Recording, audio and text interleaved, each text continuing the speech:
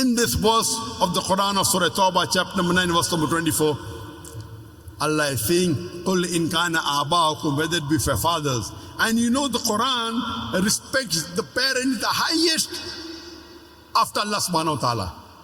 Allah says in the Quran in Surah Isra, chapter number 17, verse number 23 and 24, we have ordained for you that you worship but one Allah, and that you be kind to your parents. So after Allah comes the parents. That you be kind to your parents, and if one of them or both of them reach old age, do not say a word of contempt. Don't say off to them. That means one or both of your parents reach old age, whatever they say, you cannot retaliate. You can't even say off to them. So much you have to respect them. Don't say off to them, but rather address them with honor. Lower to them your wing of humility and pray to thy Lord that bless them as they cherish me in childhood. According to the verse of the Quran, respecting the parents is of utmost importance. After worshipping Allah, come respecting your parents. Allah says in Surah Nisa, chapter 4, verse number 135, Ya ayyuhalladhina amanu, O you believe, stand out for justice as witness to the truth of Allah subhanahu wa ta'ala, even if it be against yourself, against your parents, against your relatives, rich or poor.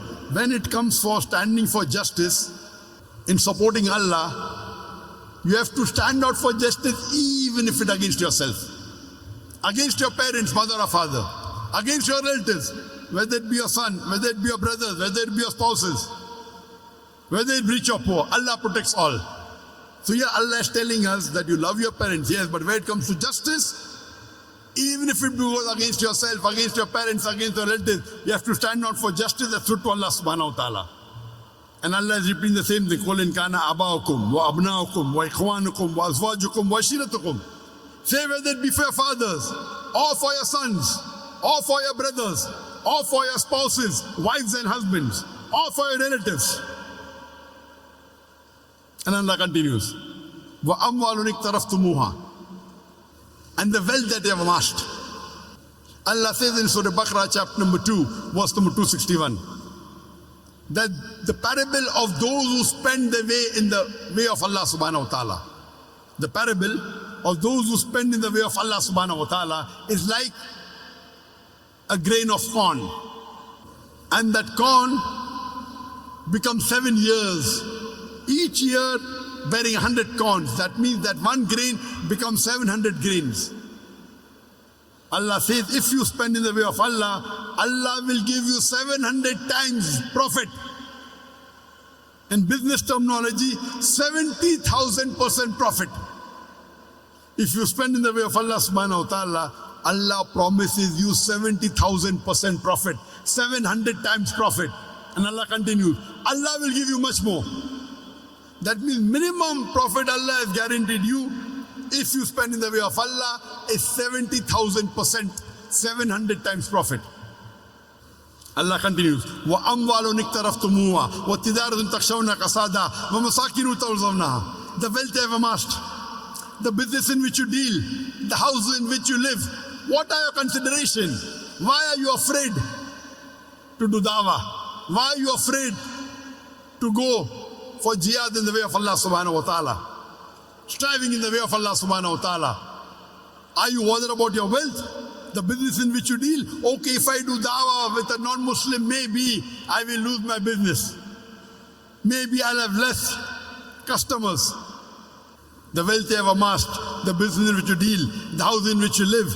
Are you afraid that if you do dawah, strive and struggle in the way of Allah subhanahu wa ta'ala, whether it be striving physically, whether it be striving for dawah, whether it be striving to explain the Quran, are you afraid of your fathers,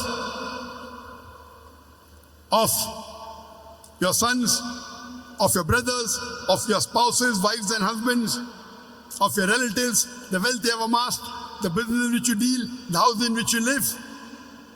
And Allah continues, أَحَبَّ إِلَيْكُم مِّنَ اللَّهِ وَرَسُولِهِ وَجِهَادٍ فِي سَبِيلِهِ.